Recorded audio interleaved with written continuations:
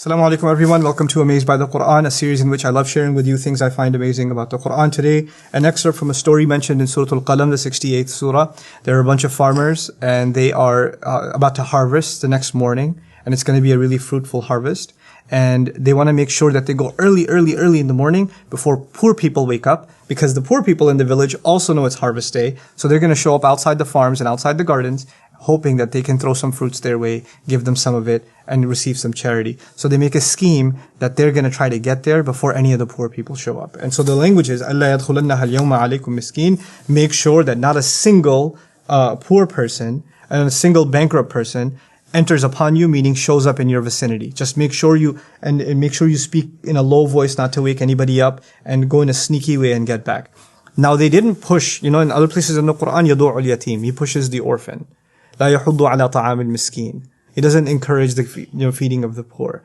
Other places you have people speaking ill or speaking harshly to the poor, right? Or reminding them that you're doing them a favor.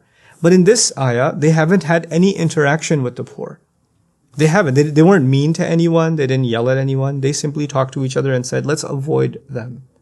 Let's just have the intention of not helping them. That's all. I mean, their speech doesn't really amount to anything more than an intention to not help. That's it. That's their crime. And when they got to the garden, there was nothing there. It was فَطَافَ عَلَيْهَا طَائِفٌ مِّن رَبِّكَ وَهُمْ نَائِمُونَ. Allah sent a heavenly punishment to their garden, where when they got there, they actually said, إِنَّا لَضَالُونَ. We don't even did we come to the right place? This can't be the place. Wait, this is our place? How are we made bankrupt?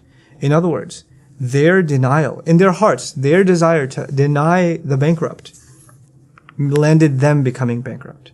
Be careful how you think about those in need. If you just simply think about them as a nuisance, that is a disease that lies deep inside your heart, and there are no bigger consequences in this life and in the next than diseases that are carried in our hearts. Actions are actually, they're worth something, but the matters of the heart are worth way, way, way more. You may not have done it, these people haven't done an evil deed yet. They've just stated the intention to not help. But that intention itself is enough to enrage Allah when that intention was made with such commitment. May Allah Azza wa Jal keep us of those who have a clean heart towards other people, and not allow the corruptions inside of our hearts to manifest in things that are going to harm us in this life and harm us in the next. Barakallahu li wa lakum. Wassalamu alaikum wa rahmatullahi wa barakatuh. Assalamu alaikum wa rahmatullah. If you enjoyed this video, please do share it with friends and family. If you want to see more videos from this series, click on the box at the top. If you want to see other videos, click on the box at the bottom. And don't forget to hit the subscribe button. Thanks.